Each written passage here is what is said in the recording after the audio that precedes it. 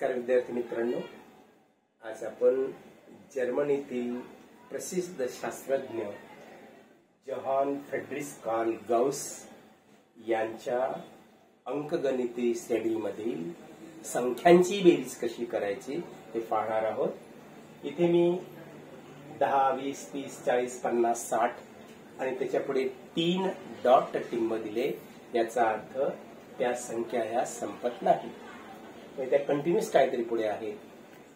परंतु 5, 10, 15, 20, 25 या ठिकाणी 25 ही शेवटची संख्या आहे। म्हणजे याला लिहिलं तर पहिली संख्या T1, दुसरी संख्या T2, तिसरं पद, याला पदही म्हणू शकतो। फर्स्ट टर्म, पहिले पद 10, दुसरे पद 20, तिसरे पद 30, चौथे पद 40 आणि शेवटचे पद मात्र इथे लिहिले नाही, ते आपण काढू शकतो। यानुसार शेवटचे पद बरोबर Tn बरोबर A अधिक n वजा 1 गुणिले D। Tn म्हणजे सामान्य शेवटचे पद, A म्हणजे पहिले पद, इथे जसे 10, इथे 1, इथे 5, हे पहिले पद झालं, पहिले पद फर्स्ट टर्म। n म्हणजे किती पद आहेत त्याच्यामध्ये, how many terms are there, हे किती पद आहेत, 5 आहेत, म्हणजे यांची संख्या 5।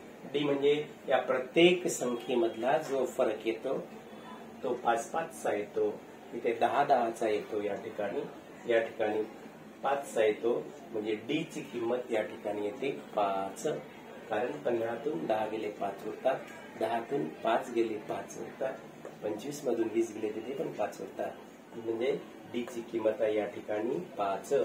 म्हणजे Tn बरोबर शेवटचे पद बरोबर A अधिक n वजा 1 हे कंसामध्ये गुणिले D। आणि या सर्वांची जर बेरीज करायची असेल, बेरीजेमध्ये Sn बरोबर n/2, त्या कंसामध्ये 2a अधिक n वजा 1 गुणिले D। आणि पुन्हा दुसरं एक आहे, Sn बरोबर जेव्हा पहिले पद आणि शेवटचे पद माहित असते तर त्या ठिकाणी पहिले पद लिहायचे T1 म्हणजे A आणि Tn म्हणजे शेवटचे पद, यांची बेरीज करून जर त्या पदाला 2 ने भागलं, हे दोन्हींची जी संख्या येणारी आहे ती बेरीज येईल, समान असते। या दोघांचे उत्तर एकच असतं। थँक्यू।